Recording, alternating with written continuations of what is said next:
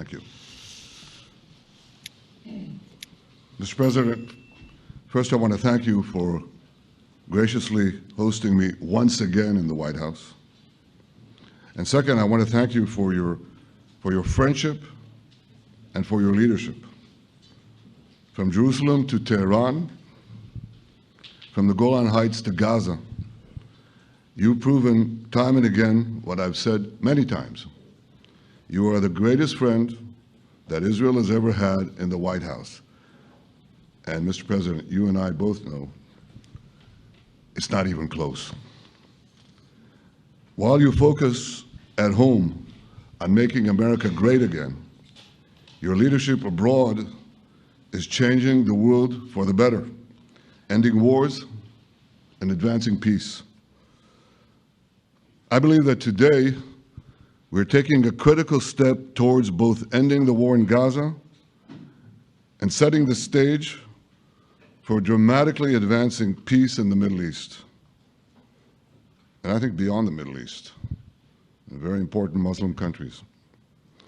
I support your plan to end the war in Gaza, which achieves our war aims. It will bring back to Israel all our hostages, dismantle Hamas's military capabilities, end its political rule, and ensure that Gaza never again poses a threat to Israel.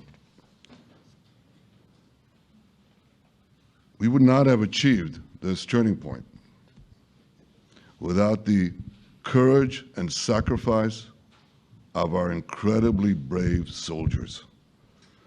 They fight like lions to defend the people of Israel, and they serve on the front line in the war between civilization and barbarism. Mr. President, when our two countries stand shoulder to shoulder, we achieve the impossible. Just a few months ago, in Operation Rising Lion and Operation Midnight Hammer, we struck a decisive blow against Iran's nuclear and ballistic missile program. Your bold decision to send those B-2s made the region safer and the world safer. Now, under your leadership, we're taking the next step to win the war and expand the peace. Your plan is consistent with the 5 principles my government set for the end of the war and the day after Hamas. Everybody asks, what is your plan for the day after Hamas? Here's our plan. Passed it in the cabinet. All our hostages, both those who are alive and those who died, all of them will return home immediately. Hamas will be disarmed. Gaza will be demilitarized. Israel will retain security responsibility, including a security perimeter for the foreseeable future. And lastly, Gaza will have a peaceful civilian administration that is run neither by Hamas nor by the Palestinian Authority. If Hamas agrees to your plan, Mr. President, the first step will be a modest withdrawal, followed by the release of all our hostages within 72 hours. The next step will be the establishment of an international body charged with fully disarming Hamas and demilitarizing Gaza. I appreciate your willingness to lead the body, Mr. President. I really appreciate it because you have a lot of things to do, and this is important. And it reflects the confidence that this will give everyone, that things will be followed up on all the commitments made. The fact that you're taking this on, I think, helps a lot to make sure that everything flows in the direction that we want. Now, if this international body succeeds, we will have permanently ended the war. Israel will conduct further withdrawals linked to the extent of disarmament and demilitarization, but will remain in the security perimeter for the foreseeable future. I think we should understand that we're giving everybody a chance to have this done peacefully, something that will achieve all our war objectives without any further bloodshed. But if Hamas rejects your plan, Mr. President, or if they supposedly accept it and then basically do everything to counter it, then Israel will finish the job by itself. This can be done the easy way, or it can be done the hard way, but it will be done. We prefer the easy way, but it has to be done. All these goals must be achieved because we didn't fight this horrible fight, sacrifice the finest of our young men to have Hamas stay in Gaza and threaten us again and again and again with these horrific massacres. Mr. President, I was encouraged by your clear statement at the UN against the recognition of a Palestinian state.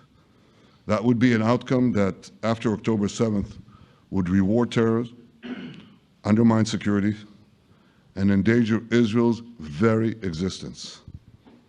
As for the Palestinian Authority, I appreciate your firm position that the PA could have no role whatsoever in Gaza without undergoing a radical and genuine transformation.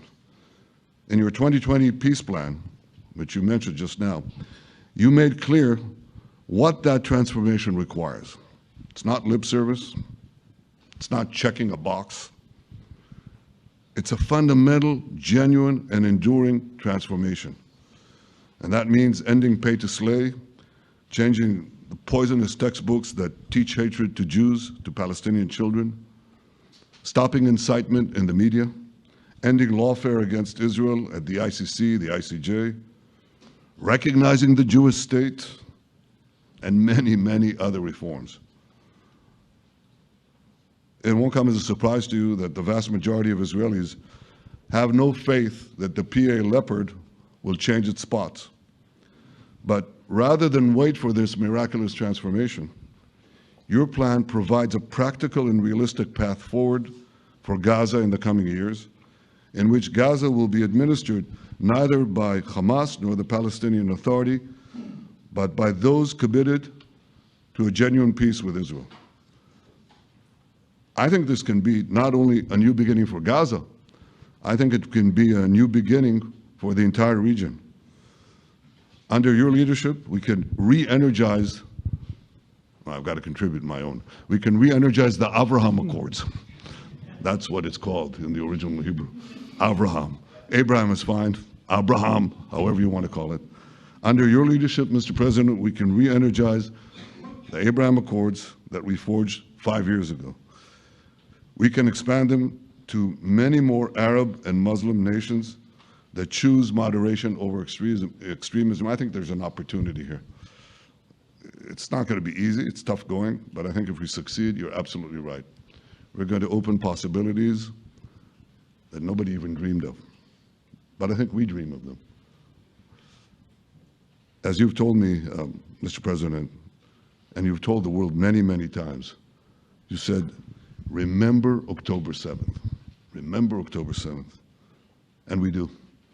We will never forget the horrors of October 7th, and we will do whatever is necessary to make sure they don't happen again.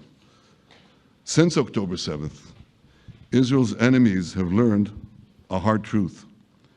Those who attack us pay a heavy price, but those who partner with us advance progress and security for their peoples. President Trump just said it, it's also in the Bible. It says, those who will bless you will be blessed, and those who will curse you will be cursed. And that's actually what is happening. We want the blessings. I think we've done a lot in the past 2 years to end the curse. We're not finished, but we've done a lot. And we've done a lot together to end the curse.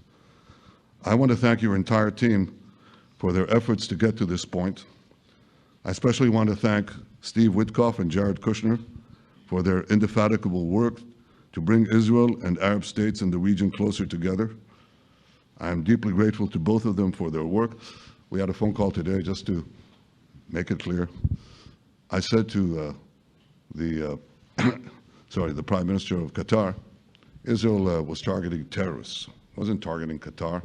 And of course, we regretted the loss of the Qatari citizen. It wasn't our target. And I very much appreciate President Trump's proposal to have a trilateral body, the United States, Israel, and Qatar, to work out respective grievances. There are quite a few. But if we could try to mitigate them or put it on a different footing, I think that'll be good for everyone. Above all the people, the fine team, and many helpers who've done this, I want to thank you, Mr. President. History has already shown that under your leadership, Israel and America can change the face of the Middle East. And today I'm hopeful that your plan to end the war in Gaza will do so again and do so soon. It will free our hostages, end Hamas's tyranny in Gaza, and enable a more secure and prosperous future for the peoples of our region. Thank you, Mr. President. May God bless America. May God bless Israel.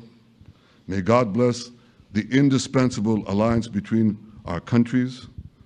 And may I add, in Hebrew, G'mal Chatima Tova, may we all be inscribed in the book of life. Thank you. Thank you very much, Bibi. So I think while we wait for these documents to be signed and get everybody in line, I think it maybe is not really appropriate to take questions. I'm meeting with, as you know, a couple of Democrats in a little while about the country, about keeping our country open. They're going to have to do some things because their ideas are not very good ones. They're very bad for our country. So we'll see how that works out. But this is something that was really historic today. This was something that was amazing. I think, Bibi, I mean, depending on you, I think while we're waiting for signatures and waiting for approvals from a lot of different countries that are involved in this, we probably shouldn't take questions? Or would you like to take a question or two from perhaps a friendly Israeli reporter, if there's such a thing?